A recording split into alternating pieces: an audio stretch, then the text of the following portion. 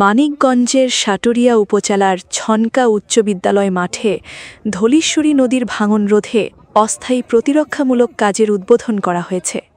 মানিকগঞ্জ সাটুরিয়া থেকে রাকিবুল ইসলামের প্রতিবেদনে দেখুন বিস্তারিত। মঙ্গলবার দুপুর ২টোর দিকে বেসামরিক বিমান পরিবহন ও পর্যটন মন্ত্রী আফরোজা খানম রিতা প্রধান অতিথি হিসেবে উপস্থিত থেকে এ কার্যক্রমের উদ্বোধন করেন।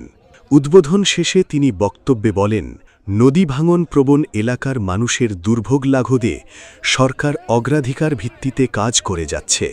ধলেশ্বরী নদীর ভাঙন রোধে নেওয়া এই অস্থায়ী প্রতিরক্ষামূলক উদ্যোগ স্থানীয় বসতবাড়ি, ফসলি জমি ও গুরুত্বপূর্ণ স্থাপনা রক্ষায় গুরুত্বপূর্ণ ভূমিকা রাখবে বলে তিনি আশা প্রকাশ করেন। তিনি আরও বলেন, নদী ভাঙন একটি দীর্ঘমেয়াদী সমস্যা, তাই স্থায়ী সমাধানের লক্ষ্যে সংশ্লিষ্ট কর্তৃপক্ষকে প্রয়োজনীয় পদক্ষেপ নিতে নির্দেশনা দেওয়া হয়েছে। এ সময় স্থানীয় প্রশাসনের কর্মকর্তা, জনপ্রতিনিধি এবং এলাকার গণ্যমান্য ব্যক্তিবর্গ উপস্থিত ছিলেন।